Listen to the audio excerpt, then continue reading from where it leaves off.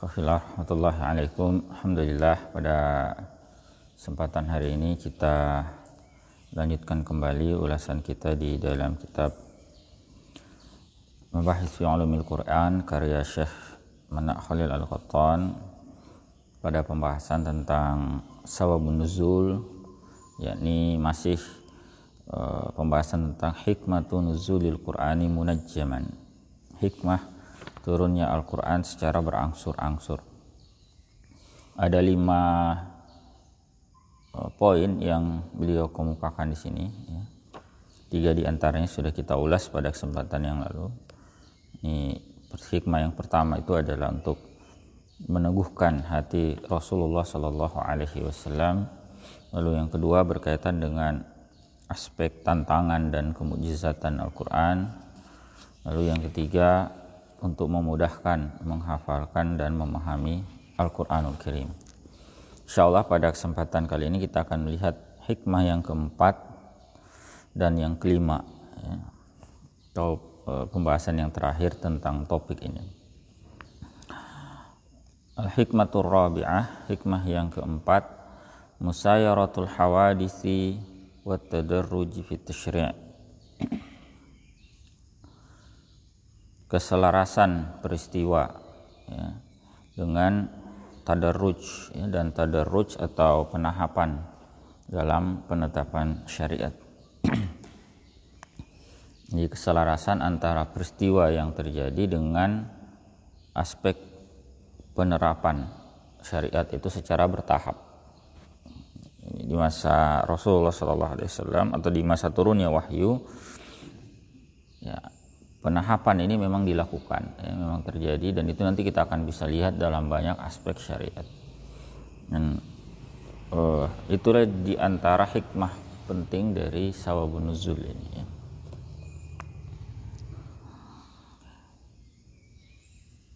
Fama kana an-nasu liyuslisa qiyadahum tufratan lid-dinil jadid. Tidaklah bagi manusia itu, tidak mudah, ya, bagi manusia untuk menyelaraskan atau untuk mengikuti atau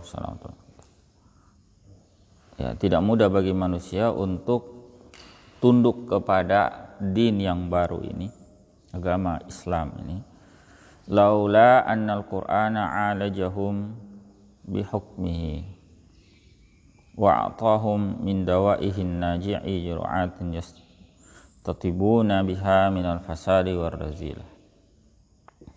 Sekiranya Al-Quran itu tidak memberikan solusi kepada mereka dengan hukum-hukumnya, atau bihikamihi, ya, juga bisa dibaca bihikamihi, dengan hikmah-hikmahnya, dan memberikan kepada mereka penawar, ya, dari penawar yang manjur, ya, bagi persoalan mereka, yang mereka itu menggunakannya menyembuhkan mereka dari berbagai kerusakan dan kerendahan atau keburukan yang ada di masyarakat saat itu. Terlebih lagi Islam itu datang dengan membawa banyak tuntunan yang bertentangan secara diametral dengan apa yang dipegang atau dianut oleh masyarakat Arab saat itu, ya. Dari sisi akidah itu sangat kontras, ya, sangat bertentangan dengan apa yang mereka anut. Dari sisi syariat pun banyak yang menyelisihi apa yang dilakukan oleh orang-orang Arab saat itu. Tentu ini bukan perkara yang mudah bagi mereka untuk meninggalkan apa yang selama ini mereka anut lalu kemudian tunduk kepada ajaran Islam. Terlebih lagi di fase Mekah, itu berat sekali. Nah, di antara yang memudahkan mengapa mereka itu bisa menerima Islam itu, padahal sangat bertentangan dengan apa yang selama ini mereka anut. Nah, di antaranya adalah karena Al-Quranul Karim itu turun kepada mereka membawa solusi, ya, atas berbagai problematika, dan itu disampaikan dengan penuh hikmah, ya. Nah, agar bisa menjadi solusi ini, betul-betul Al-Quran itu memperhatikan ya, ragam peristiwa yang terjadi di tengah-tengah mereka. Wa kullama hadatsat hadisatun bainahum nazzala al-hukmu fiha. Setiap kali terjadi satu peristiwa di tengah-tengah mereka, turun hukum, ya, tentangnya. Yujalli lahum subhaha wa yurshiduhum ilal huda, yang menunjukkan kepada mereka cahaya yang terang benderang, ya, dan membimbing mereka kepada petunjuk. Wa yad'u lahum usul at-tasyri'i hasbal muqtadiyati aslan ba'da akhar. Dan juga meletakkan untuk mereka itu dasar-dasar, ya, pensyariatan sesuai dengan apa yang dibutuhkan, ya, sesuai dengan apa yang terjadi, ya, situasi, kondisi, ya, yang ada di tengah-tengah mereka. Aslam ba'da akhar, ya, satu, ya, kondisi, kemudian ada lagi kondisi yang lain, turun lagi, ya, tuntunan yang berbeda, satu persatu. Fakana hadza tibban liqulubihim, maka ini menjadi obat, ya, bagi hati mereka. Diturun selaras, ya, dengan ragam problematika yang mereka alami. Jadi dipaparkan teoretisnya dulu, ya. Nanti contoh praktisnya kita akan lihat banyak. Laqad kana al-Qur'anul Karim badi'u dzi bad'in atau badi'adzi bad'in yatanawalu usul al-imani billahi ta'ala wa malaikatihi wa kutubihi wa rusulihi wal yaumil akhir wa ma fihi min ba'tsin wa hisabin wa jazaa'in wa jannatin wa nar. Al-Qur'anul Karim pada awal mulanya itu menyampaikan seputar pokok-pokok keimanan kepada Allah Ta'ala, malaikat, kitab-kitabnya, rasul-rasulnya, hari akhir, ya, dan juga apa yang berkaitan dengannya berupa kebangkitan, hisab, ya, jaza, ya, pembalasan, dan juga surga neraka. Itu awal-awal, fase-fase Makkiyah, menekankan tentang usulul iman. Wa yuqimu ala dzalikal hujajal wal barahin hatta yasta'sila min nufusil musyrikin al aqaid al wathaniyah, dan menegakkan atas hal tersebut hujjah dan bukti-bukti yang nyata sehingga tercerabut dari jiwa orang-orang musyrikin itu akidah berhala atau akidah yang menyembah berhala. Wa yagrisu fiha aqidatul Islam, dan menanamkan pada diri mereka itu akidah Islam. Makanya wahyu-wahyu awal itu berkaitan dengan pokok-pokok keimanan. Selanjutnya, wa kana ya'muru bi mahasinil akhlaqi allati tazku biha an-nafs wa yastaqimu bihi wajhuha. Islam kemudian memerintahkan memiliki kemuliaan akhlak, ya, yang dengannya itu atau dengan mahasinul akhlak itu jiwa menjadi bersih, dan yang bengkok itu menjadi lurus. Wa yanha 'anil fahsya'i wal munkar, dan melarang dari perbuatan yang keji dan mungkar, liyaqtali ajuzurul fasad wasyarr, sehingga bisa terpangkas, ya, cabang-cabang kerusakan dan keburukan.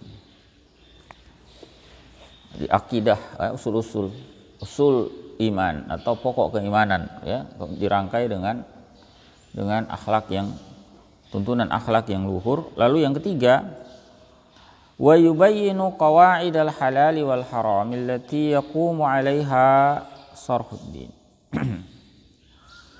Menjelaskan kaidah halal haram. Ini yang ketiga. Kaidah seputar halal haram yang dengannya, ya, dengan kaidah tersebut itu menjadi dasar bagi din, bagi agama ini.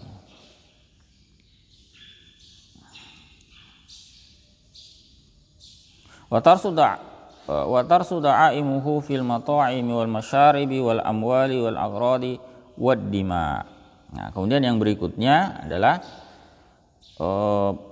menancapkan atau tertancapnya tiang-tiang atau pilar-pilarnya ya dalam hukum-hukum seputar makanan, minuman, harta, kemudian kehormatan dan darah.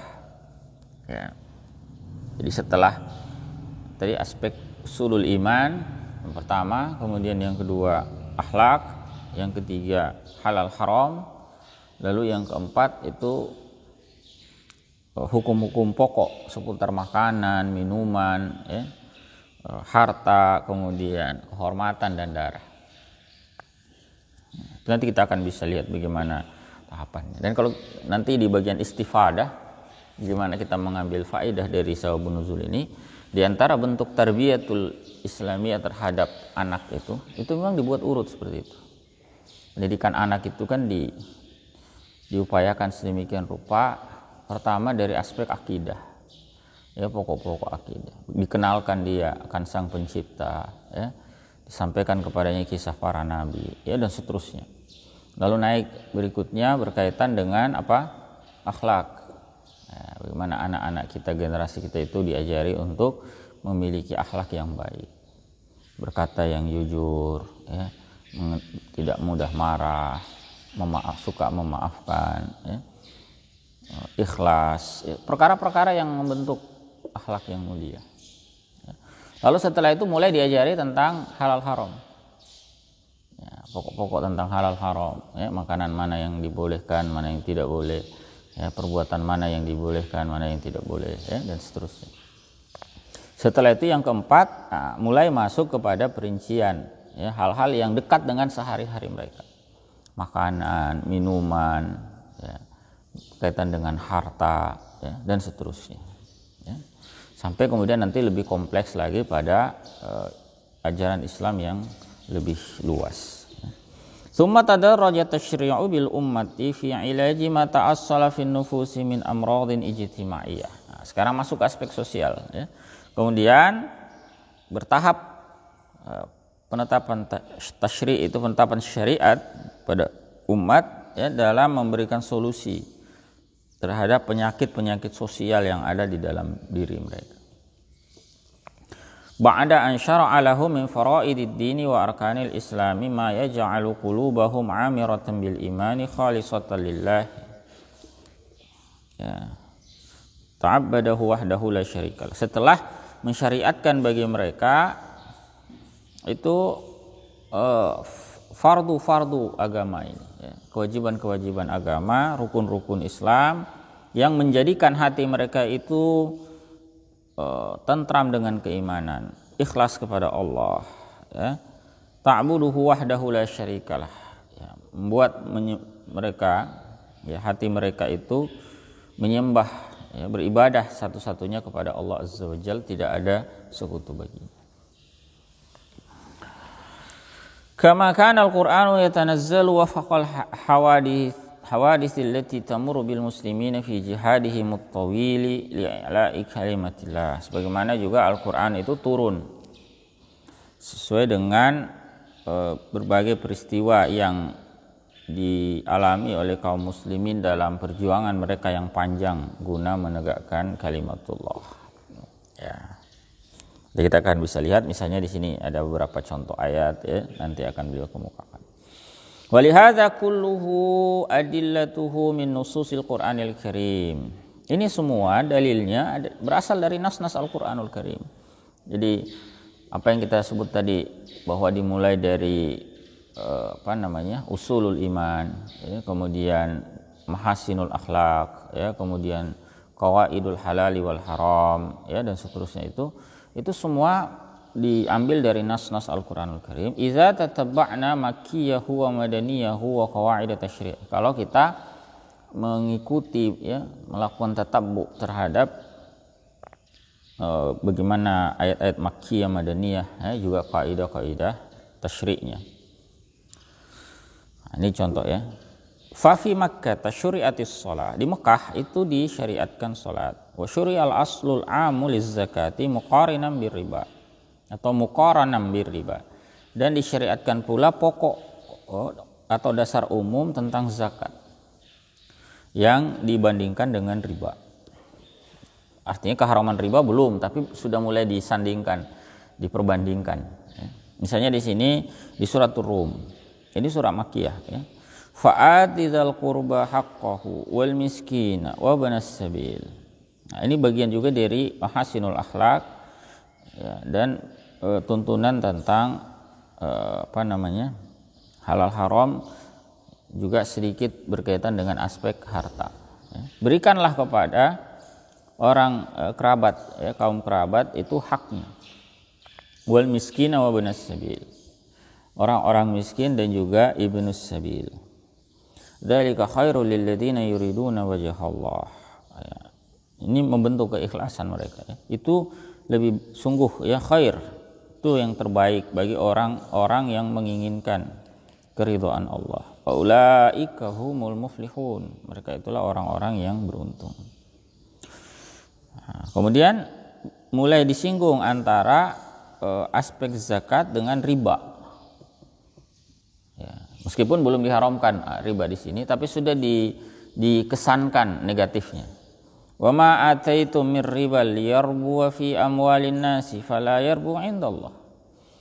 Apa saja yang kalian berikan berupa riba agar dia itu bisa tumbuh dalam harta manusia, maka tidaklah dia itu bertumbuh di sisi Allah. Wa ma ataitum min zakatin turiduna wajhallah faulaika humul mud'ifun. Sementara apa yang kalian berikan berupa zakat, yang kalian mengharapkan keridhaan Allah dengannya, maka mereka itulah orang-orang yang melipat gandakan. Ya. Jadi kalau tadi riba disebutkan apa?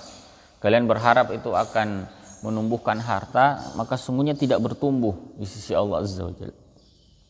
Sementara berkaitan dengan sedekah itu dipuji dengan ungkapan apa? Ulaika humul mut'ifun. Mereka itulah, yakni orang-orang yang mengeluarkan zakat itu adalah orang-orang yang melipat gandakan.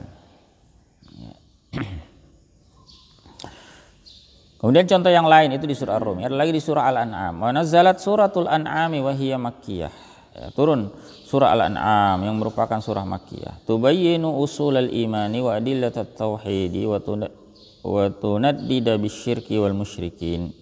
Wa tuwaddihu ma yuhillu wa ma yuharrimu minal mata'imi wa tad'u ila siyanati hurumatil amwali wad dimai wal agrad.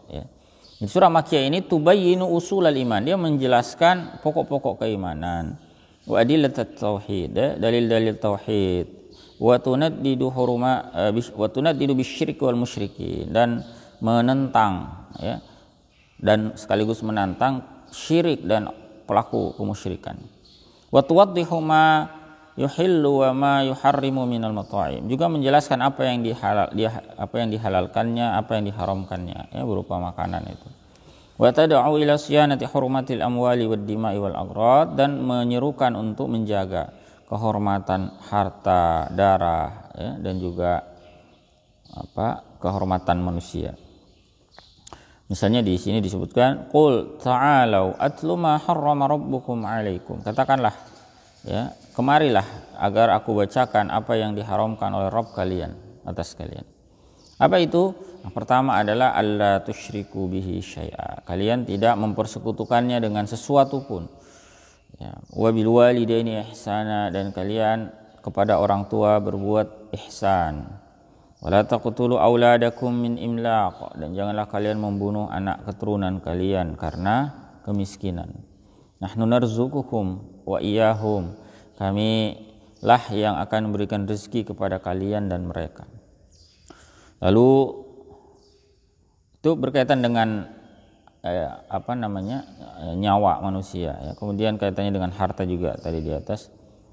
Kemudian wala taqrabul fawahish, janganlah kalian mendekati perbuatan yang keji. Zina misalnya itu disebut sebagai perbuatan yang fahish. Ma zahara minha wa ma batan, apa yang tampak darinya dan apapun yang tersembunyi. Wala taqtulun nafsal lati harramallahu illa bil haqq. Janganlah kalian membunuh jiwa yang telah diharamkan oleh Allah kecuali dengan alasan yang hak. Dzalikum wasaqum bihi la'allakum ta'qilun. Demikianlah dia merintahkan kepada kalian agar kalian menggunakan akal kalian, memahaminya. Wala taqrabu malal yatimi illa billati hi ahsanu hatta yablugha ashuddah. Jangan pula kalian mendekati harta anak yatim kecuali dengan cara yang terbaik hingga dia mencapai usia matangnya, ya, usia dewasa, mampu mengelola hartanya secara mandiri. Auful kaila wal mizana bil qist. Ya, penuhilah takaran, ya, timbangan dengan adil. Ya, jangan mencurangi maksudnya. La nukallifu nafsan illa wus'aha. Tidaklah kami membebani suatu jiwa kecuali sesuai kemampuannya. Wa idza qultum fa'dilu walau kana dza qurba. Jika kalian berucap, maka lakukanlah dengan adil. Berkatalah dengan adil meskipun itu kepada kerabat kalian. Maksudnya kalau meskipun kerabat kita salah, ya tetap jangan karena dia keluarga kemudian kita bela. Kalau salah ya salah, sampaikan al-haq itu. Wa bi ahdillahi aufu, ya, kepada janji Allah penuhilah. Dzalikum wasaqum bihi la'allakum tadhakkarun. Demikian itu Allah perintahkan kepada kalian agar kalian senantiasa ingat. Ya. Nah, setelah pokok-pokok keimanan, ya, tauhid dan juga larangan musyrik, berbuat kemusyrikan, ya, menjelaskan halal haram seputar makanan, ya, kemudian menjaga kehormatan harta, darah dan seterusnya itu.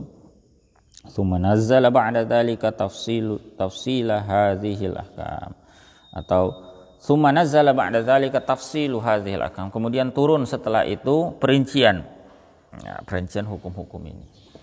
Ya. Jadi ayat-ayat berikutnya itu, ya, ayat suratul An'am, ya, 150 sekian seterusnya sampai ayat 200-an itu perincian dari pokok-pokok tersebut. Kemudian kaitannya lagi tentang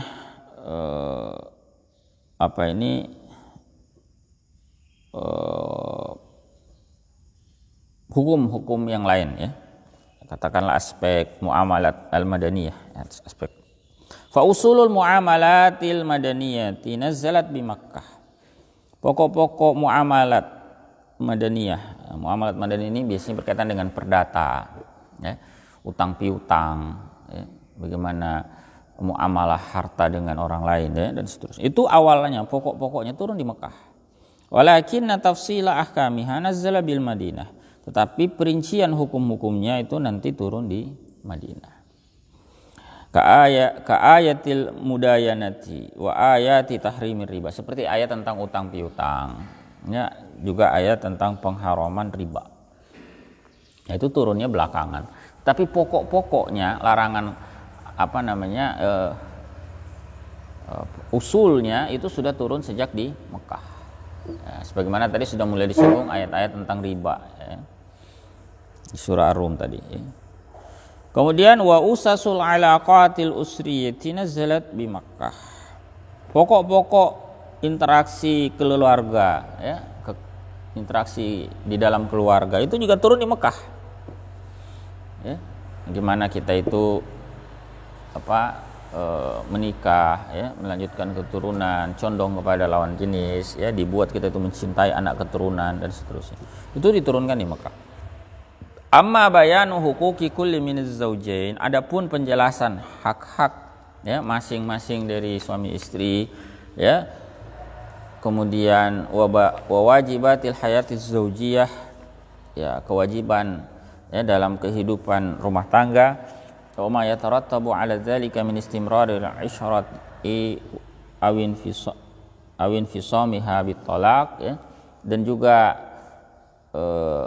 konsekuensi hukumnya, ya, berupa kelanggengan, ya, rumah tangga ataukah harus terpisah, ya, dengan adanya talak, awin tihai bil maut tsummal irth, atau dia berakhir dengan adanya kematian, ya, kemudian hukum seputar kewarisan, ya. Amma bayanu haza, ya, penjelasan tentang ini faqad jaa fit tasyri'il madani. Itu turun dalam ya syariat yang diturunkan di Madinah. Ya. Tetapi usul tentang perkara itu, tentang perkara pernikahan itu sudah ada di Mekah. Ya. Perinciannya nanti tentang hak suami istri, bagaimana ya dinamika di dalam kehidupan rumah tangga, ya. Ada hukum-hukum seputar perceraian, hukum-hukum ya iddah, ya, hukum-hukum kewarisan dan seterusnya. Itu semuanya berkaitan dengan tasyri' yang ada di Madinah. Kemudian contoh yang lain lagi, wa asluz zina hurrima bi Makkah. Ya, dasar zina itu atau hukum pokok tentang zina itu diharamkan di Mekah. Yang kita sering baca ya surah Al-Isra ini ya. Wala taqrabuz zina innahu kana fahisyatan wa sa'a sabila. Ini turun di Mekah. Ya, janganlah kalian mendekati zina, sungguhnya itu merupakan perbuatan keji dan seburuk-buruknya jalan. Walakinnal uqubatil mutarattabata alaihi nazalat bil Madinah.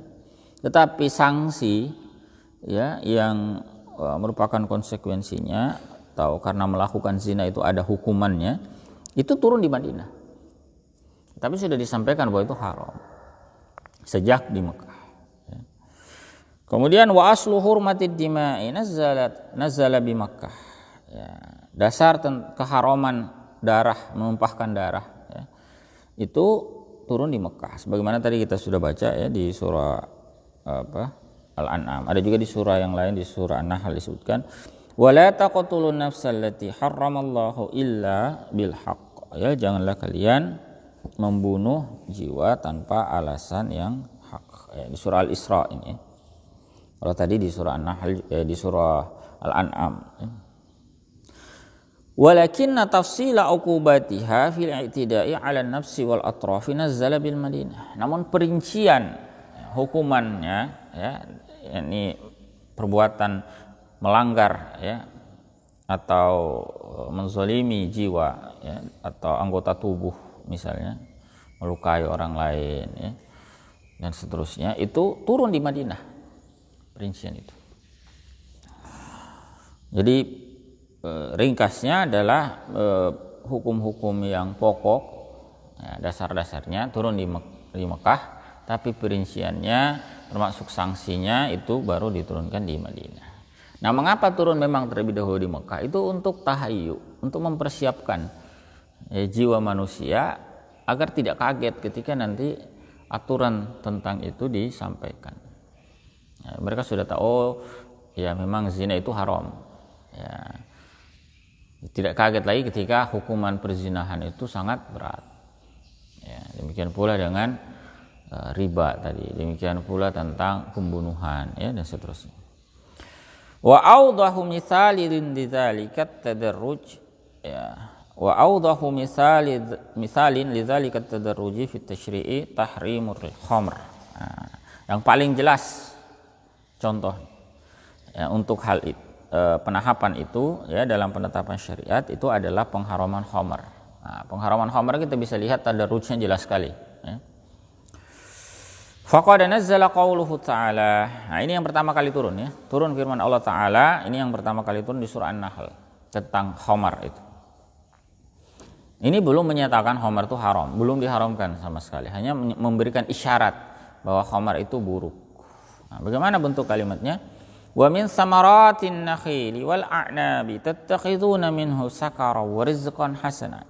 Inna fi dzalika laayatan liqaumin ya'qilun. Ya, dari buah an-nakhil, buah apa? Buah kurma ya dan anggur wal a'nab. Tattakhiduna minhu sakaran. Bisa kalian buat dengannya ya, bisa kalian buat darinya ya dari dari kurma, dari anggur itu bisa kalian buat apa? Sakaron, minuman yang memabukkan, wa rizqan hasanan dan rezeki yang baik. Sungguhnya pada yang demikian itu terdapat tanda bagi apa? Orang yang berakal, kaum yang berakal. Coba perhatikan ayat ini ya.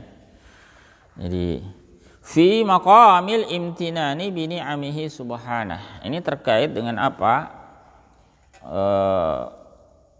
Nikmat ya. Tingkatan nikmat yang diberikan oleh Allah Subhanahu wa taala. Wa idza kana al-muradu bis-sukri ma yuskiru minal khamri wa birrizqi ma yu'kalu min hataini syajarataini kat-tamri waz-zabibi wa hadza ma alaihi jumhurul mufassirin. Jika maksudnya itu adalah, yang dimaksud dengan memabukkan di sini adalah minuman yang memabukkan berupa khamar, dan rezeki yang bisa dimakan dari kedua pohon ini adalah buah kurma dan anggur, ya, kismis misalnya, yang ini merupakan pendapat jumhur mufassir, maka perhatikan, fa inna wasfar rizki bi annahu hasanun duna wasfi sukri yushi'iru bi madhir rizki wa wasana'i, ini terbalik ini tulisannya, wasana'i alaihi wahdahu duna sukri, ya. Maka penyifatan rezeki dengan predikat hasan, ya, tanpa penyifatan memabukkan, itu memberikan isyarat, ya, atau memberikan kesan terpujinya, ya, rezeki itu dan mulianya dia saja, ya, bukan yang memabukkan. Coba perhatikan ayatnya, itu kan menyebutkan begini, bahwa dari tanaman itu kan, dari tanaman apa tadi? Kurma, anggur. Itu bisa dua yang kalian buat. Tattakhizuna minhu sakaron wa rizqan hasana. Satu minuman memabukkan, satu rezeki yang baik. Minuman yang memabukkan itu kan tidak disebut buruk, toh? Tidak disebut buruk. Tetapi adanya predikat baik untuk menyebut rizqan, yang kedua itu, rizqan hasanan, itu kan memberikan kesan. Jadi kalian bisa membuat dua di situ. Apa itu? Minuman memabukkan dan rezeki yang baik. Nah, itu mengesankan bahwa minuman memabukkan itu tidak baik, gitu. Paham maksudnya? Ya? Tetapi tidak secara gamblang, tidak secara soreh, ya, tidak secara lugas disebutkan bahwa minuman memabukkan itu buruk, tidak. Tapi hanya disebutkan bahwa tattakhizuna minhu sakaron wa rizqan hasana. Kalian bisa membuatnya, ya, dari situ membuat apa? Satu, minuman memabukkan, yang kedua rezeki yang baik. Nah, ini mengisyaratkan bahwa minuman memabukkan itu bukan rezeki yang baik. Ya, paham tak? Nah, isyarat itu. Nah, tapi itu masih wahyu awal, ya. Baru menanamkan kesan ke dalam benak mereka saat itu bahwa dari tanaman itu tadi mereka bisa bikin dua perkara. Satunya minuman memabukkan, satunya rezeki yang baik. Nah, mau pilih mana? Bikin sebagai minuman yang memabukkan. Nah, tapi belum diharamkan. Nah, kemudian orang pun mulai bertanya-tanya, lantas seperti apa sebetulnya hukum khamar itu? Nah, tsumma nazzala qauluhu ta'ala. Kemudian turunlah, ini yang berikut tahapan kedua. Turunnya firman Allah Ta'ala di surah Al-Baqarah. Yas'alunaka 'anil khamri wal maisir. Mereka bertanya kepadamu tentang khamar dan judi. Qul fihima ismun kabirun wa manafi'u lin-nasi wa ismuhuma akbaru min naf'ihima. Katakan, pada keduanya, yakni pada khamar dan judi itu terdapat dosa besar dan juga manfaat bagi manusia. Nah, namun dosanya lebih besar daripada manfaatnya. Baru begitu, ya. Ini level kedua, lebih berat sedikit, sudah menyampaikan bahwa dosa di situ, ada dosa, tapi tidak menafikan ada manfaatnya. Ya. Faqaranatil ayatu baina manafi'il khamri fima yasduru an syurbiha min tarabin wa nashwatin aw yatarattabu 'ala al-ittijari biha min ribah. Maka ya, dibandingkanlah oleh ayat itu antara kemanfaatan khamar, ya, yang bisa muncul dari apa? Karena meminumnya, misalnya rasa senang, euforia, ya, atau dari perdagangannya ada keuntungan yang didapat dari perdagangan khamar, ya, dan sebagainya. Dibandingkan dengan apa? Wa mudhariha fi ismin, ya, mudaratnya, ya, dari apa? Membandingkan manfaatnya tadi dengan mudaratnya dalam dosanya. Ta'atiha wa ma yansha'u anhu min dararin fil jism. Ya. Jadi dosa yang mengikutinya dan juga doror yang muncul ya pada tubuh kita. Demikian pula wa fasadin fil aql, kerusakan pada akal, wa dhiya'in lil mali, ya, menghambur-hamburkan harta, wa isaratin li bawa'isil fujuri wal isyan, ya, potensinya yang bisa membangkitkan sikap buruk, ya, fujur wal isyan, dan melakukan kemaksiatan. Wa naffaratil ayatu minha bitarjihil mudhari 'ala al-manafi'. Ya, ayat itu kemudian membawa pengunggulan. Ya, pengunggulan apa? Pengunggulan mudarat atas manfaat. Jadi mudaratnya itu lebih besar dengan ungkapan tadi wa ismuhuma akbaru min naf'ihima. Tapi belum menafikan bahwa memang bermanfaat, ya. Nah, jadi kalau orang di zaman sekarang itu misalnya membela industri miras dengan alasan kan banyak manfaatnya, ya, membuka lapangan pekerjaan, sering dijadikan dalih, ya. Buka lapangan pekerjaan apalah, ya. Itu sebetulnya argumentasi klasik. Sudah lama dibantah itu, dan itu masih tahapan level 2, itu sudah dibantah. Nah, membantahnya itu bukan berarti dinafikan. Ya, ada, Al-Qur'an bilang ada, tetapi kalau mau ditimbang dengan kerusakan yang dihasilkan itu tidak ada apa-apanya itu. Jauh lebih berat kerusakannya, dosanya daripada manfaatnya. Nah, kemudian level 3, tsumma nazzala qauluhu ta'ala. Ya, turunlah, ya, firman Allah Ta'ala. Nah, ini baru, ya, pertama kali dalam bentuk larangan. Tadi itu belum, toh? Akal itu masih diarahkan untuk merenungkan. Coba renungkan, ini manfaatnya lebih jelek ini. Memang ada, tapi lebih buruk manfaat, lebih rendah dibandingkan dengan dosanya. Dosanya lebih berat. Kerusakan yang timbulkan itu lebih berat daripada manfaat yang bisa diraih dari apa? Dari khamar. Tapi belum ada larangannya, toh? Belum ada.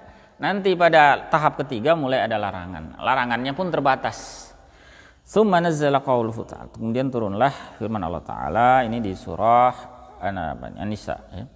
Ya ayyuhalladzina amanu la taqrabus sholata wa antum sukara. Hai orang-orang yang beriman, janganlah kalian mendekati sholat sementara kalian sedang mabuk. Ya. Yang dilarang sholatnya apa mabuknya? Ya, tentu saja yang dilarang mabuknya, toh. Cuman kan dihaluskan bahasanya. Janganlah kalian mendekati sholat sementara kalian mabuk. Jadi kesannya yang dilarang itu sholatnya atau mendekati sholatnya yang dilarang. Kalau kita berkata la taqrabuz zina, itu yang dilarang apanya? Mendekati zinanya, toh? Nah, jadi ayat ini kan kesannya yang dilarang itu mendekati sholat. Padahal sebetulnya maksudnya itu adalah mabuknya. Tapi dihaluskan. Karena ada ungkapan di belakang wa antum sukara. Sementara kalian sedang mabuk. Artinya orang itu berpikir, oh kalau tidak mabuk berarti nggak dilarang mendekati sholat. Iya betul. Begitu. Ya. Faqatada hadzal imtina'u an syurbil khamri fil awqatil lati yastamiru ta'thiruha ila waqtis shalah, ya. Konsekuensi dari larangan ini, ya, dari meminum khamar. Ya, larangan meminum khamar pada waktu yang masih berlanjut pengaruhnya kepada waktu sholat. Nah, jadi kalau minumnya habis maghrib dilarang. Karena nanti efeknya nyambung sampai isya. Masa sholat mabuk dilarang, dah. Tapi kan kalau minumnya setelah isya gimana? Belum dilarang berarti, dah. Ya, karena habis isya tidak ada lagi sholat, mereka tidur.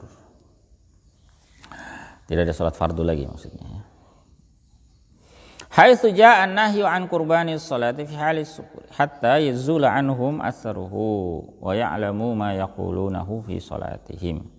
Di mana, ya, datang larangan itu untuk mendekati sholat dalam keadaan mabuk hingga hilang dari mereka pengaruhnya, ini pengaruh khamar itu, dan mereka bisa mengetahui apa yang mereka ucapkan dalam sholat mereka.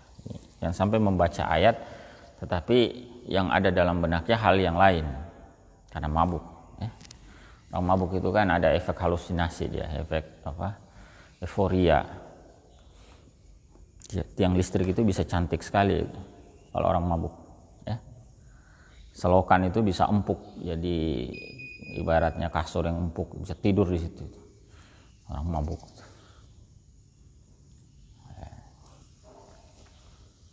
Jadi mereka dilarang ya. Tapi konteksnya masih ketika melaksanakan sholat. Nah, nanti level berikutnya inilah yang mengharamkannya secara total. Yang terakhir, tsumma nazzala qauluhu ta'ala, ya, kemudian turunlah firman Allah Ta'ala ini di suratul Maidah, ya ayyuhalladzina amanu innamal khamru wal maisir wal ansabu wal azlamu rijsum min amali syaitani fajtanibuhu la'allakum tuflihun. Wahai orang-orang yang beriman, ya, sungguhnya khamar, judi, ya, mengundi nasib, kemudian berkorban untuk berhala, wal azlam mengundi nasib dengan anak panah, ya. Itu rijsun min amali syaitan, itu adalah rijsun, kotor, ya, hal kotor, termasuk amal syaitan, perbuatan syaitan. Maka jauhilah fajtanibuhu la'allakum tuflihun, jauhilah agar kalian beruntung. Nah, dua ayat yang turun waktu itu, ya. Innama yuridu syaitanu ayyuki'a bainakumul adawata wal baghdha'a fil khamri wal maisir wa yasuddakum an dzikrillahi wa 'anis salati fahal antum muntahun. Tidak lain yang diinginkan oleh syaitan itu menciptakan di tengah-tengah kalian permusuhan dan kebencian, ya, pada khamar dan melalui khamar dan judi itu. Ya, setan bermaksud menanamkan atau menumbuhkan kebencian dan permusuhan di antara kalian. Wa yasuddakum an dzikrillahi wa 'anis shalah, dan menghalangi kalian dari mengingat Allah juga dari salat, ya. Fahal antum muntahun, apakah kalian mau berhenti? Fakana hadza tahriman qati'an lil khamri fil awqati kulliha. Maka ini, ya, ayat ini atau tahapan yang terakhir ini merupakan bentuk pengharaman yang qat'i bagi khamar pada waktu seluruhnya, bukan hanya waktu sholat, tapi seluruhnya, semua waktu. Ya, wa yudihu hadhil hikmah ma ruya an Aisyah radhiyallahu anha, dan dijelaskan hikmah ini, ya, apa yang diriwayatkan dari Aisyah radhiyallahu anha. Beliau berkata, Aisyah, ya, berkata, jelaskan hikmah tadarruj ini apa? Innama nazala awwalu ma nazala minhu suratum minal mufassali fiha dzikrul jannati wan nar. Ya, yang turun, ya, tidak lain yang turun pertama kali itu adalah yang turun berupa surah pendek yang menyebutkan tentang surga neraka. Hatta idza saban nasu ilal islami, hingga ketika manusia itu sudah mulai condong kepada Islam, nazalal halal wal haram, turunlah perkara halal haram. Ya. Jadi dibentuk dulu, ya, dikokohkan dahulu keimanan mereka, lalu kemudian mulailah turun tuntunan halal haram, ya, kemudian syariat yang lebih detail lagi. Walau nazala awwalu syai'in la tashrabul khamr, seandainya yang turun awal itu, ya, yang turun pertama kali tentang apa misalnya, ya, la tashrabul khamr, ya, janganlah kalian minum khamr, laqalu la nada'ul khamra abada, mereka akan mengatakan kami tidak akan meninggalkan khamar selamanya. Ya, kenapa? Karena belum kokoh akidahnya. Makanya dibentuk akidahnya dulu sebelum disampaikan tentang perintah larangan. Karena orang bisa mengikuti tuntunan, ya, melaksanakan perintah menjauhi larangan itu kalau dia sudah punya iman. Kalau nggak punya iman bagaimana? Berhadapan dengan syariat yang ringan pun belum tentu dia laksanakan, apalagi kalau syariatnya berat. Walau nazzala janganlah kalian berzina, ya. La taznu, ya, laqalu, niscaya mereka akan mengatakan apa? La nada'uz zina abada, kami tidak akan meninggalkan zina selamanya, ya. Jadi dibentuk dulu perkara tadi, usulul iman, ya, kemudian mahasinul akhlak, ya, kemudian qawaidul halali wal haram, ya, kemudian hukum-hukum seputar apa? Makanan, minuman, harta, ya, dan sebagainya, hukum-hukum asal, hukum-hukum dasarnya. Baru kemudian disampaikan tentang perincian, ya, hukum-hukumnya lebih detail. Wa hakaza kanat tadarruju fi tarbiyatil ummati wa faqama yamurru biha min ahdaats. Ya, demikian itulah tadarruj dalam tarbiyah umat. Ya, dalam membina umat pun demikian, sesuai dengan peristiwa-peristiwa yang terjadi. Faqad istasyara Rasulullah sallallahu alaihi wasallam sahabatahu fi usra Badar. Nah, ini disyaratkan juga oleh Rasulullah SAW kepada sahabat-sahabatnya dalam apa? Dalam terkait tawanan perang Badar. Nah, terkait tawanan perang Badar itu faqala Umar berkata apa? Idrib a'naqahum. Sudah penggal saja semuanya. Tawanan perang itu enggak ada, penggal saja semuanya. Hukum mati kan. Ya, waqala Abu Bakar berkata, ara an ta'fu anhum wa an taqbala minhumul fida. Aku berpendapat nih, kata Abu Bakar, engkau memaafkan mereka dan menerima dari mereka tebusan. Ini kan perang pertama, kasihan kalau dihukum mati ya. Sebagaimana lazimnya perang ya, ada tawanan ya, berikan kesempatan mereka ya, entah dimaafkan atau menebus ya, lalu dibebaskan. Wa akhadha Rasulullah sallallahu alaihi wasallam bi ra'yi Umar, bi ra'yi Abu Bakrin, maaf ya. Ya, diambillah oleh Rasulullah sallallahu alaihi wasallam pendapat Abu Bakar. Gitu ya. Makanya itu kemudian diterapkan. Ya, kita dengar itu kisah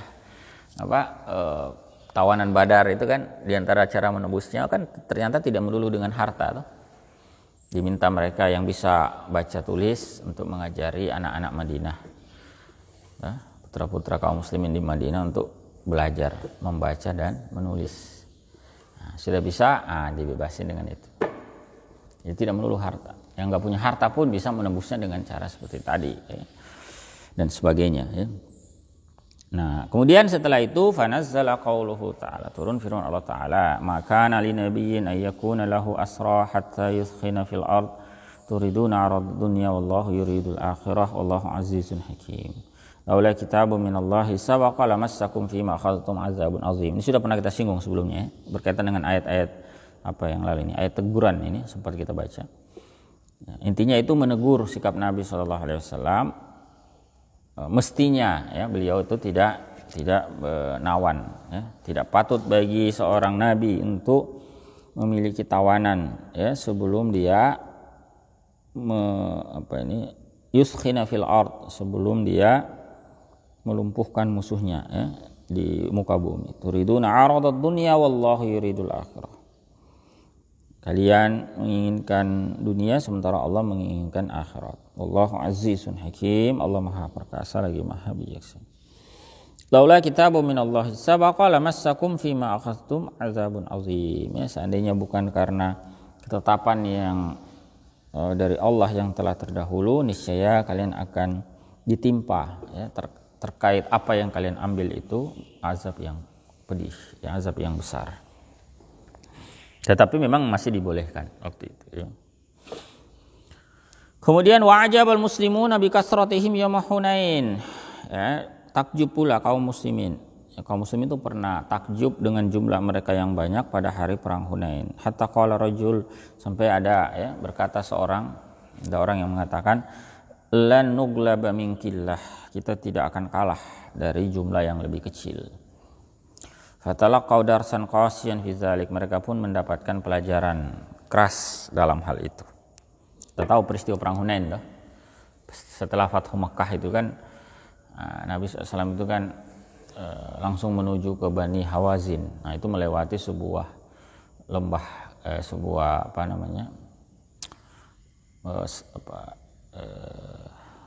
di antara bukit itu. Celah gunung lah ya. Nah, itu lembah Hunain namanya. Nah, itu diceritakan di dalam Al-Quranul Karim. Jumlah kaum muslimin banyak sekali waktu itu ya. Jadi dia menyebutkan sekitar 12.000 pasukan kaum muslim. Itu jumlah terbesar yang pernah ada dalam peperangan di sepanjang sejarah di masa Nabi SAW. Kaum muslim itu baru kali itu jumlahnya 12.000. Bandingkan kita perang Badar itu kan berapa? 300. Perang apalagi ya?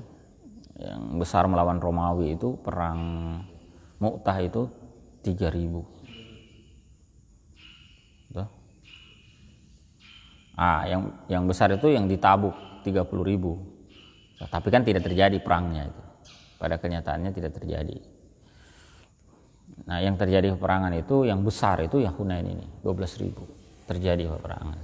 Nah, itu disebutkan oleh Allah Subhanahu wa taala di dalam surah Al-Maidah. Ya, laqad nasarakumullahu fi mawatin katsirah. Sungguh Allah telah menolong kalian dalam berbagai medan, ya, banyak medan pertempuran. Oh, yauma Hunain, termasuk perang Hunain. Nah, disebutkan perang Hunain secara khusus. Kenapa? Iz a'jabatkum kasratukum falam tughni ankum syai'a.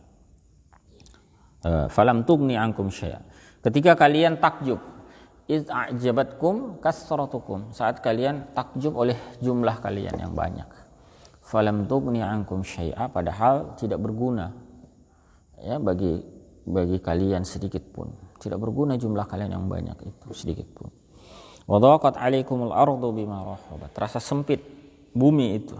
Ya, padahal betapa luasnya dia. Ya, summa wallaitum mudbirin. Kemudian kalian lari mundur ke belakang. Itu, ya. Jadi menunjukkan bahwa perang Hunain itu jumlah yang banyak itu tidak memberikan garansi jaminan kalian tuh menang. Dan sebagaimana tadi kita sempat singgung, justru di perang-perang sebelumnya kaum muslim itu tidak pernah jumlahnya lebih besar daripada jumlah musuh, tetapi menang terus, toh. Ya, kecuali mungkin perang Uhud yang bisa kita perdebatkan. Ada yang menyatakan menang, ada yang menyatakan imbang, ya, dan sebagainya. Tapi setidaknya jumlah kita itu kan selalu lebih kecil. Ya, kalaupun perang Uhud dianggap kalah itu kan bukan karena jumlah, tapi karena apa? Pelanggaran, ya, terhadap tuntunan Allah dan Rasulnya. Jadi bukan kaitan dengan jumlah, tidak ada urusan dengan jumlah. Mau jumlah kecil, mau jumlah besar, ya kalau taat kepada Allah pasti akan menang. Nah, kemudian disebutkan di sini, "Tsumma anzalallahu sakinatahu 'ala rasulihi wa 'alal mu'minina wa anzala junudan lam tarawha wa 'azzaba alladziina kafaru wa dzalika jazaa'ul kafirin." Ya. "Tsumma yatubullahu min ba'di dzalika 'ala man yasha' wallahu ghafurur rahim." Cuman kemudian Allah menolong mereka, ya. Kemudian Allah turunkan sakinahnya, ya, kepada Rasulnya, juga kepada orang-orang mukmin, ya. Wa anzala junudan lam tarawha, juga menurunkan pasukan yang kalian tidak bisa melihatnya. Wa azzabal ladzina kafaru, dan menyiksa orang-orang kafir. Dzalika jazaa'ul kafirin, demikian itulah balasan bagi orang-orang yang kafir. Tsumma yatubullahu min ba'di dzalika 'ala man yasha, kemudian Allah menerima, ya, taubat setelah itu terhadap siapa yang Dia kehendaki. Allahu ghafurur rahim, Allah Maha Pengampun lagi Maha Penyayang. Baik, kemudian ini kita tuntaskan dulu poinnya, ya, sebelum kita diskusi, ya. Walamma tufiya, ini kasus yang lain lagi, ya, ini kasusnya orang munafik lagi, ya. Walamma tufiya Abdullah bin Ubay, rasul munafikin, saat wafat, saat meninggal dunia, ini Abdullah bin Ubay, ini pimpinan tokoh gembong munafik. Doa ya Rasulullah sallallahu alaihi wasallam lis-salati alaihi faqama alaihi. Dipanggillah Rasul sallallahu alaihi wasallam untuk mensolatinya, ya. Faqama alaihi, lalu beliau berdiri memenuhi itu. Falamma waqafa, saat beliau sudah sampai mau salat, qala Umar bertanya, a'ala aduwillahi Abdullah bin Ubayy al-qail kaza wa kaza wal qail kaza wa kaza. Wahai Rasul, apakah kamu mau mensolati musuh Allah Abdullah bin Ubay yang pernah mengatakan begini dan begini dahulu? Banyak sekali kan ucapan provokatifnya, ucapan-ucapan buruknya Abdullah bin Ubay di masa hidupnya itu. Yu'addidu ayyamah, Umar itu mengungkit-ungkit tuh hari-hari kehidupannya si Ubay ini, Abdullah bin Ubay ini. Memprovokasi umat Islam itu. Ada sebagian umat Islam itu akhirnya mangkir dari perang Uhud. 300-an itu pasukan yang dibawa pulang sama Abdullah bin Ubay ini. Demikian pula memprovokasi umat Islam untuk tidak ikut dalam perang Tabuk. Janganlah kalian pergi, ini lagi musim panas, begini-begini. Carilah alasan, ya, dan seterusnya. Ya. Tetapi ternyata apa? Wa Rasulullah sallallahu alaihi wasallam ya batasim. Rasulullah SAW tersenyum, summa qala lahu, kemudian beliau berkata, ya, ada ayat yang turun kepada aku, kata Nabi SAW. Inni qad khuyyirtu wa qad qila li. Aku sungguh telah diberikan pilihan, telah disampaikan kepadaku, ya, ini ayat dalam surat Taubah. Istaghfir lahum aw la tastaghfir lahum. Minta ampunkanlah untuk mereka atau tidak, ya, atau janganlah kau meminta ampunkan untuk mereka. Artinya kan diberikan pilihan, silakan mau minta ampun atau tidak. Cuman kata Allah, in tastaghfir lahum 70 marratan fala yaghfirallahu lahum. Jika engkau meminta ampun untuk mereka 70 kali, tetap Allah tidak akan memberikan ampun bagi mereka. Nah, coba perhatikan di sini ada ungkapan intastaghfir lahum 70 marrah. Ya, kalau engkau meminta ampun untuk mereka 70 kali, fala yaghfirallahu lahum, Allah tetap tidak akan memberikan ampun. Rasul itu sampai mengatakan, falau a'lamu anni in zittu 'ala 70 ghufira lahu la zittu 'alaiha. Sekiranya aku mengetahui bahwa kalau aku menambahkan lebih dari 70 kali bisa diampuni baginya, niscaya aku tambah. Ya, bayangkan kalau Nabi itu minta ampun kan lebih dari 70 kali. Kan ayat ini hanya sebut 70 kali itu, Allah tetap tidak akan kasih ampun. Bagaimana kalau lebih? Ya, bisa saja ya, masih ada terbuka berarti itu peluang Allah mengampuni. Tsumma shalla alaihi Rasulullah SAW. Kemudian ya salatlah. Beliau mensolati ya Rasulullah SAW. Wa masya ma'ahu hatta qama ala qabri, bahkan ikut mengantarnya sampai berdiri di atas kuburnya itu, hatta furiqa minhu, sampai selesai penyelenggaraan jenazah itu, selesai dikubur segala macam. Nabi tunggu sampai selesai. Qala Umar, sampai Umar itu berkata, dia ingat kembali bagaimana ucapannya kepada Nabi SAW sebelumnya. Sampai Umar itu sendiri heran. Fa'ajibtu li wali ju'rati ala Rasulillah sallallahu alaihi wasallam wallahu rasuluhu alam. Sungguh aku itu heran dengan sikapku dan keberanianku, sikap lancangku maksudnya itu, kepada Rasulullah SAW. Karena Umar tadinya kan keras sekali itu. Ya Rasulullah kan orangnya begini. Wallahu rasul a'lam, sementara Allah dan Rasulnya kan lebih paham, lebih tahu tentang itu. Ternyata fa wallahi ma kana illa yasiran hatta nazalat hatanil ayatan. Ya, demi Allah tidak lama setelah itu turunlah dua ayat berikut. Ya, turun 2 ayat.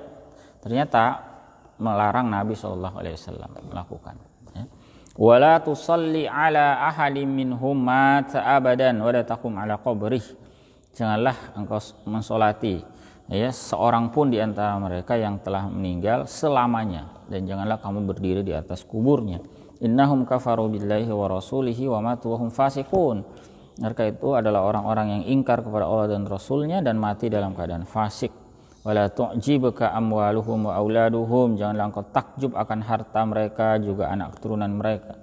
Innama yuridullahu ay yu'adzibahum biha fid dunya wa tazhaqu anfusuhum wa hum kafirun. Ya, sesungguhnya ya tidak lain Allah Subhanahu wa taala menghendaki untuk apa? Untuk mengazab mereka dengannya dengan nikmat harta dan anak keturunan itu ya, di dalam kehidupan dunia. Wa matu wa hum fasiqun, ya, sedangkan mereka itu wa tazhaqu anfusuhum wa hum kafirun. Dan hati mereka itu menjadi ya, jiwa mereka itu musnah ya, sementara mereka itu dalam keadaan kafir. Intinya 2 ayat ini turun melarang Nabi SAW melakukan hal tadi ya. Maka fama shalla Rasulullah SAW ala munafikin ba'du hatta qabidahullah azza wajalla. Maka tidak pernah lagi Rasulullah SAW mensolati ya seorang pun munafik setelah itu hingga beliau diwafatkan oleh Allah Azza wa Jalla. Jadi hatta untuk hukum seperti ini pun ada penahapan. Jadi fakta bahwa ayatnya turun setelah Nabi melakukan berarti saat melakukan itu belum dilarang. Ya. Karena kalau betul-betul tidak boleh ya tentu akan dilarang sebelum beliau melakukan. Bahkan tadi ada kesan memberikan pilihan ya, atau disebutkan kalau 70 kali tidak diampuni, kan masih ada, berarti itu isyarat. Kalau lebih dari 70 kali gimana? Nah, bisa saja kan? Bisa saja. Wallahu a'lam ya. Wa hina takhallafa nafaru minal mu'minin as-sadiqina fi ghazwati Tabuk wa aqamu bil madinati wa lam yajid Rasulullah sallallahu alaihi wasallam ladaihim uzran hajarahum wa qata'ahum hatta dhaqu zar'an bil hayati thumma nazala al-Qur'anu liqabuli taubatihim. Ketika ada yang mangkir, sekelompok dari kaum mukmin yang shadiq ya, dalam perang Tabuk. Kita tahu ada 3 orang itu kan. Dalam perang Tabuk itu tidak ikut mangkir mereka. Mereka tetap tinggal di Madinah, Sementara tidak didapati oleh Rasulullah SAW pada sisi mereka itu ada uzur. Tidak ada uzur mereka tidak ikut perang Tabuk. Tidak ada uzur. Ya, maka kemudian ketiga orang ini dihukum oleh Nabi SAW. Apa bentuk hukumannya? Hajarahum wa qata'ahum, dijauhi mereka itu dan diboikot. Saking parahnya boikot itu seluruh Madinah tidak ada yang boleh ajak ngomong ini tiga orang. Ini tiga orang ini datang mau belanja di pasar, nggak ada yang ajak ngomong. Berapa harganya? Tidak digubris. Kalau kamu mau beli saja, bayar saja seperti harga biasa. Pokoknya tidak ada yang ngajak ngomong, dianggap tidak ada. Nah, itu. Ya, sampai ini Ka'ab bin Malik itu riwayat itu naik, masuk ke rumah saudaranya memberi salam sampai berkali-kali. Padahal saudaranya ada di dalam, dia tahu ada di dalam, tapi nggak dijawab salamnya sama sekali. Ya, sampai kemudian dia berkata, ini seakan bumi yang aku pijak ini bukan lagi bumi yang biasanya. Ya. Terasa sempit ya bagi mereka bumi itu. Nah, lalu mereka bertaubat kepada Allah Azza wa Jalla, ya, menyesali perbuatan mereka. Sampai dalam riwayat itu disebutkan mereka mengikatkan diri mereka di tiang masjid itu. Baru awalnya mereka datang menyerahkan hartanya ya sebagai bentuk penyesalan. Tapi Nabi tidak terima karena masih tunggu wahyu kan, bagaimana. Habis itu mereka mengikatkan diri mereka di tiang masjid. Ya, pokoknya baru mau lepas kalau Nabi sendiri yang melepaskan. Ya, mereka telah diampuni dan sebagainya. Nah, itu mereka menyesal. Nah, maka kemudian setelah itu turun ayat. Laqad taballahu 'alan nabiy. Ini ayat ini kemudian yang menjadi dasar surah itu disebut surah At-Taubah. Ya. Laqad taballahu 'alan nabiy wal muhajirin wal ansari alladzina ittaba'uhu fi sa'atil usrah. Sungguh Allah telah menerima taubat ya Nabi ya, orang-orang muhajirin dan ansar yang mengikutinya fi sa'atil usrah dalam keadaan sulit. Min ba'di ma kada yazighu qulubu fariqin minhum ya setelah hampir-hampir saja hati segolongan dari mereka itu berpaling. Tsumma taba alaihim, kemudian dia menerima taubat mereka. Innahu bihim raufur rahim. Sungguhnya ya dia yakni Allah Ta'ala kepada mereka itu amat penyantun lagi maha penyayang. Kemudian secara khusus tiga orang itu juga disebut wa 'alas salasatil ladzina khulifu ya, terhadap Allah juga menerima taubatnya terhadap tiga orang yang tadi ditangguhkan itu. Hatta idza dhaqat, ada alifnya di situ ya, hatta idza dhaqat alaihimul ardu bima rahubat dhaqat alaihim anfusuhum, sampai ya ketika terasa sempit atas mereka bumi itu padahal dia sedemikian luas. Wa dhaqat alaihim anfusuhum, ya terasa sempit atas mereka diri mereka. Ya wa dhannu alla malja'a minallahi illa ilaih, dan mereka meyakini tidak ada lagi tempat berlindung ya, dari Allah kecuali kepadanya. Tsumma taba alaihim liyatubu, ya kemudian Allah menerima taubat mereka agar mereka bisa kembali. Innallaha huwat tawwabur rahim, sungguhnya Allah dialah yang maha penerima taubat lagi maha penyayang.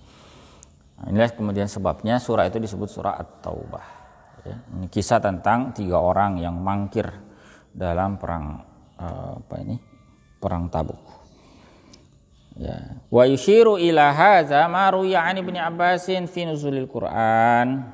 Ya, turunlah ya diisyaratkan hal ini apa yang diriwayatkan dari Ibnu Abbas tentang nuzulul Quran. Wa nazzalahu Jibrilu bi jawabi kalamil ibadi wa amalihim, ya turun Jibril menurunkannya membawa jawaban terhadap ucapan hamba dan amal perbuatan mereka. Artinya sesuai dengan peristiwa yang terjadi. Apa yang terjadi itu yang disikapi ya, dan kadang hukumnya itu tadarruj ya, bertahap. Ya. Wallahu a'lam bishawab ya. Satu lagi ya, kita tuntaskan sekalian ini. Ada dua paragraf terakhir tentang al-hikmatul khamisah ya, biar kita selesaikan sekalian. Hikmah yang kelima ya adalah latul qati'atu ala anna al-Qur'an al-Karim tanzilun min hakimin hamid. Ini hikmah terakhir ya, itu sebagai bukti yang qat'i bahwa Al-Qur'anul Karim itu diturunkan dari Zat yang Hakim Hamid, maha bijaksana lagi maha terpuji. Inna hadzal Qur'an alladzi nazala munajjaman ala Rasulillah sallallahu alaihi wasallam fi aktsara min 20 aman. Ya. Tanazzala tanzilul ayatu awil ayatu ala fatarati minaz zamani yaqra'uhu al-insanu wa yatlu suwarahu fayajidahu muhkaman nasaji wa daqiqas sabaki mutarabital ma'ani rasinal uslubi mutanasiqal ayati was suwar ka'annahu aqdun faridun nazamat habbatuhu bima lam yu'ahad lahu mathilun fi kalamil bashar. Sesungguhnya Al-Qur'an ini alladzi nazzala munajjaman, yang diturunkan bertahap, ala rasul, berangsur ya, ala Rasulillah sallallahu alaihi wasallam, kepada Rasulullah sallallahu alaihi wasallam, fi aktsara min 20 aman, itu lebih dari 20 tahun berangsur. Tanzilul ayatu awil ayat, turun satu ayat atau beberapa ayat, ala fatarati minaz zaman, dalam rentang zaman, artinya terpisah-pisah, tidak sekaligus. Yaqra'uhul insan, itu dibaca oleh manusia. Wa yatlu suwarahu, mereka membaca ya surah-surahnya. Ternyata apa? Fayajidahu muhkaman nasaj, mereka mendapati Al-Qur'anul Karim itu rangkaiannya muhkam rangkaiannya ya, luar biasa, padat, tersusun ya, cermat susunannya, mutarabital ma'ani ya, terangkai maknanya dengan rapi. Rasinal uslub, sangat indah uslubnya. Mutanasiqal ayati was-suwar ya, sedemikian terjalin ayat dan surahnya. Ka'annahu aqdun farid, seakan dia itu seperti aqdun farid itu kalung mutiara. Nazamat habbatuhu bima lam yu'had lahu mathilun fi kalamil bashar, yang setiap elemennya itu disusun sedemikian rupa yang belum pernah dibuat yang semisal itu, yang belum pernah ada semisalnya dalam ucapan manusia. Itu yang unik ya. Sekarang itu kan aspek munasabatul Quran, keselarasan Al-Quran, baik antara ayat satu dengan ayat yang lain, antar surah satu dengan surah yang lain, bahkan antar awal surah dengan akhir surah, antara penghujung surah sebelumnya dengan awal surah yang baru, itu ternyata ditemukan keserasian yang luar biasa. Padahal itu kan turunnya itu terpisah dengan rentang waktu yang sangat jauh. Bahkan jangankan antar surah satu dengan yang lain, antar ayat pun itu terkadang ayat satu dengan ayat yang lain itu diselingi banyak sekali masa, ada bertahun-tahun baru turun lagi setelahnya rangkaian ayat itu. Tetapi meskipun terpisah ya, dan turun dalam respon atas banyak peristiwa, ternyata setelah dikaji itu ternyata menunjukkan keserasian yang luar biasa ya. Nah inilah hikmah yang kelima. Makanya Allah Subhanahu wa taala sebutkan di dalam surah Hud ya, kitabun uhkimat ayatuhu thumma fussilat min ladun hakimin khabir. Kitab yang uhkimat ayatuhu ya, uhkimat yang muhkam ayat-ayatnya, atau bisa juga diartikan penuh hikmah ayat-ayat. Kemudian diberikan perincian ya, yang dirinci. Min ladun hakimin khabir, itu berasal dari sisi Allah yang maha bijaksana lagi maha mengetahui. Walau kana hadzal Qur'anu min kalamil bashar, seandainya Al-Qur'an ini dari kalam manusia, qila fi munasabatin mutaaddidatin wa waqa'i'a mutathaliyatin wa ahdatsin muta'aqibah, yang diucapkan dalam kesempatan yang berbeda dan dengan realitas yang beragam ya, dan peristiwa-peristiwa yang susul menyusul, yang macam-macam peristiwanya. La waqa'a fihi tafakkuk wal infisam, saya ya akan terjadi padanya itu keacakan ya, acak dia, kemudian simpang siur, maksudnya tidak rapi terhadap peristiwa ini turun. Misalnya manusia menanggapi dengan cara begini, nanti besok peristiwa begini lagi, lusa tahun depan segala macam, tanggapan manusia itu beragam terhadap itu. Bayangkan kalau itu kemudian disusun pun tidak sesuai urutan. Mushaf itu kan tidak sesuai urutan turun. Ya, kadang yang disusun di depan ternyata turunnya belakangan, yang ditulis belakangan ternyata turunnya lebih dahulu. Tetapi setelah selesai ternyata hasilnya luar biasa. Ya, hasilnya sangat rapi. Nah, kalau manusia pasti kacau balau. Wastaqsa ayyakuna bainahu tawafuq wal insijam. Tentu akan jauh, ya, jauh dari keserasian dan keterjalinan. Makanya disebutkan di dalam surah Nisa ini, ya, walau kana min 'indi ghairillahi lawajadu fihi ikhtilafan katsira. Sekiranya Al-Qur'an itu berasal dari selain Allah, niscaya mereka mendapati padanya ikhtilafan. Akan mendapati apa?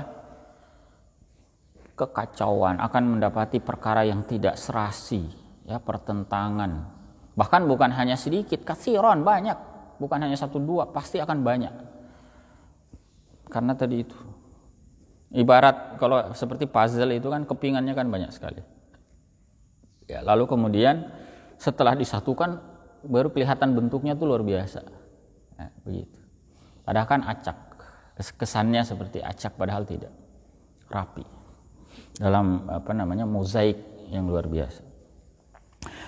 Bahkan fa ahadits Rasulullah sallallahu alaihi wasallam, hadis-hadis Rasulullah sallallahu alaihi wasallam, wa hiya fi zarwatil fasahati wal balaghati ba'da al-Qur'anil Karim, yang posisinya itu berada pada puncak kefasihan dan balaghah setelah Al-Qur'anul Karim, itu bahkan la tantazimu batuha fi kitabin wahidin, ya, sulasal ibarati ya'khudhu ba'duhu bi riqabi ba'din fi wahdatin wa tarabutin misla ma alaihi al-Qur'anul Karim aw ma yudanihi ittisaqan wa sijaman.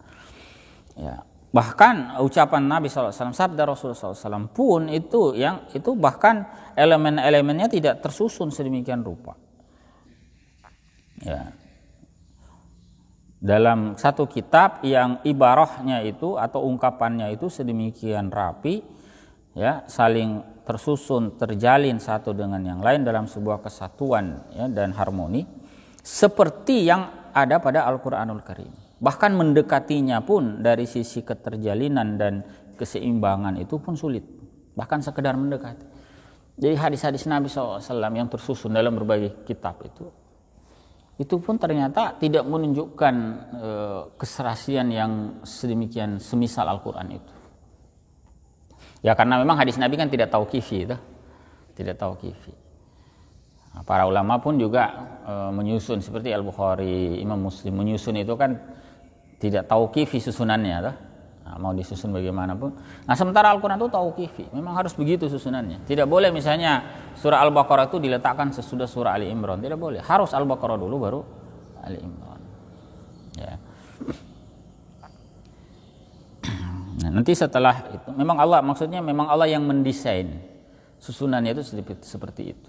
Makanya saat turun ayat Nabi perintahkan kepada sahabat, letakkan ayat yang baru turun ini setelah ayat ini, setelah surah ini, atau sebelum, ya, setelah ayat ini sebelum ayat ini, letakkan di antaranya, ya, di sela. Jadi ada ayat yang disisipkan pun itu Nabi perintahkan, ya, yang diletakkan di antara ayat-ayat yang sudah turun sebelumnya. Ya. Bahkan sabda Nabi SAW pun tidak bisa. Sekedar mendekati pun tidak. Ya, mendekati dari sisi kerapian, ketelitian pun tidak. Itu ucapan Rasulullah SAW yang diakui sebagai berada pada puncak kefasihan dan balaghah. Nabi itu kan juga punya keistimewaan jawami'ul kalim. Ungkapan beliau itu sangat indah, tetapi sangat bisa ringkas, rapi, dan sangat indah. Itu luar biasa diakui dari sisi ketinggian kebahasaan. Itu pun tidak bisa mendekati ketinggian Al-Qur'anul Karim dari sisi kerapiannya. Maka fakaifa bikalami sairil basyari wa haditsihim, bagaimana pula dengan ucapan manusia yang lain, ya, dan hadis-hadis mereka. Kalau Nabi SAW saja hadis-hadis beliau tidak bisa menjangkau kerapian, ya, keindahan susunan Al-Quran, apalagi ucapan manusia yang lain. Maka inilah yang Allah sebutkan sebagai penutup dari poin ini. Syekh Manak Khalil Al-Qattan mengungkapkan ayat yang terdapat di dalam surah Al-Isra, ya. Qul la in ijtama'atil insu wal jin, katakanlah sekiranya berhimpun manusia dan jin ala ayyatu bimithli hadzal Qur'an, untuk mendatangkan yang semisal Al-Qur'an ini, la ya'tuna bimithlih, ya tidaklah mereka bisa mendatangkan yang semisalnya walau kana ba'duhum li ba'din zahira, meskipun mereka ya sebagiannya dengan yang lain satu sama lain itu zahiran, ya saling membantu. Meskipun mereka saling membantu, saling bekerja sama, itu tidak bisa mendatangkan yang semisal Al-Qur'an. Wallahu a'lam bissawab. Ya demikian ikhwah fillah rahmatullahi alaikum, ya hikmah nuzulul Quran munajjama, ya diturunkannya Al-Quran secara berangsur. Ada 2 poin yang kita bahas ya. Poin yang keempat memang tadi panjang sekali ya. Karena itu memberikan deskripsi seputar bagaimana turunnya Al-Quran itu selaras dengan peristiwa yang terjadi dan juga selaras dengan tadarruj penahapan Al-Quranul hukum-hukum tasyri' ya. Kemudian yang terakhir tadi tentang keserasian ya. Bukti qat'i bahwa Al-Quran itu diturunkan dari Allah Subhanahu wa taala ya. Di antaranya adalah aspek keserasiannya, munasabahnya.